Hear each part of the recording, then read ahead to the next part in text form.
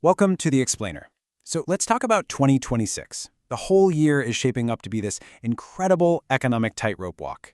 You've got these massive forces pulling the economy in totally opposite directions, and honestly, the stakes could not be higher. All right, so let's just jump right in and look at this tug of war, because that's really what it is. On the one hand, you've got plenty of reasons to be optimistic, right? We're talking massive government spending, all this crazy enthusiasm for AI, plus the Fed has been cutting rates. That's all good stuff pushing us forward. But on the flip side, you've got some serious reasons to worry. All that pushing forward, it could spark some nasty inflation. Stock prices are, let's be honest, pretty high. And if you peek under the hood of the job market, well, it's starting to look a little weak. So let's talk about falling off one side of that tightrope. This is the party versus the hangover scenario. The big risk here? That all this good news, this economic party we're having, gets a little too wild and leads to one heck of a painful inflation hangover. You know, Karen Ward over at JP Morgan Asset Management really hit the nail on the head. She said, inflation can truly spoil the fun. And that's the thing, right? Out of all the risks out there for 2026, inflation is the big one. It's the one thing that can just completely ruin the party for everyone. And why? Because you can't just throw more money at it to fix it. In fact, that just makes it worse. So a huge reason we're even worried about this is just the insane amount of government spending going on. I mean, just look at Germany. They've kicked off a stimulus plan worth 500 billion euros. Now, to give you some context on that number, that's 12% of their entire GDP. That's not just an injection of cash, that is a fire hose of money flooding the economy. And listen, this isn't just a European thing, not at all. Over in the US, you've got tax cuts putting money directly into people's pockets. And if there's one thing we know for sure about economics, it's that when you give American consumers cash, they spend it, like right away. And that, my friends, is pure rocket fuel for the economy in the short term. So, what's the bottom line here?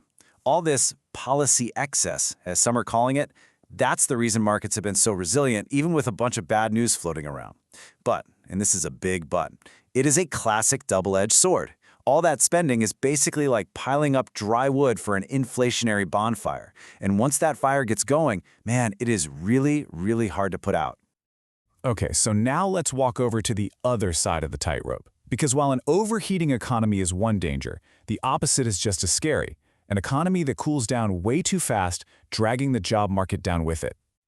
Now, if you were just skimming the headlines, you'd probably think, hey, everything's great. You'd see that U.S. job openings just ticked up to 7.67 million. That's a 5-month high. It totally caught a lot of economists off guard. They were all expecting a drop.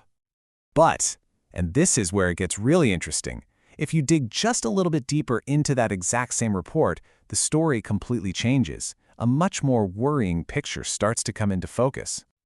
Check this out. Even with all those job openings on the books, the number of people who were actually hired dropped by 218,000. That's a huge disconnect, right? It tells you that companies might be posting help wanted signs, but they're really dragging their feet when it comes to actually bringing people on board. And this one data point, it really shines a light on the bigger problem. We're starting to see serious cracks in the foundation of the job market. Think about it. The number of people voluntarily quitting their jobs, which is a huge sign of confidence, it's at a 5-year low. Layoffs are ticking up, especially in big sectors like tech. Small businesses, the backbone of the economy, they just shed 120,000 jobs in 1 month. And get this, white-collar jobs haven't really grown in more than 2 years. So this all leads us to the main character in this whole drama, the U.S. Federal Reserve. They're the ones up there on the high wire, trying to perform this incredibly delicate balancing act. Their job is to somehow keep the economy from tipping too far into inflation on one side or too far into unemployment on the other. But here's the kicker. The Fed's challenge isn't just the economy, it's inside their own building. I mean, just look at the vote from their last rate cut. Yeah, it passed 9-3, but look at who disagreed and why. You had 2 members who said, nope, don't cut at all because they're terrified of inflation. And then you had 1 member on the total opposite side saying, this isn't enough, we need a bigger cut because they're worried about jobs. That's not just disagreement, that's a committee being pulled in completely different directions. And that division inside the Fed, it creates this huge disconnect with what financial markets are expecting. The Fed's own official game plan, what they call the dot plot, is signaling maybe one more small rate cut in 2026. Just one. But the market, Wall Street traders, they are betting the house on 2 cuts, maybe even more. That huge gap between what the Fed says it'll do and what the market thinks it'll do, that's where a ton of volatility could come from. Okay, so with all this back and forth, all this uncertainty, what should you be watching? If you want to see which way the economy is starting to lean on that tightrope, where do you even look for the real signals? Well, here are the key things to keep on your radar. First, those monthly jobs reports. They'll tell you if the cracks we talked about are getting bigger. Second, the inflation reports, the CPI data, that's your hangover indicator.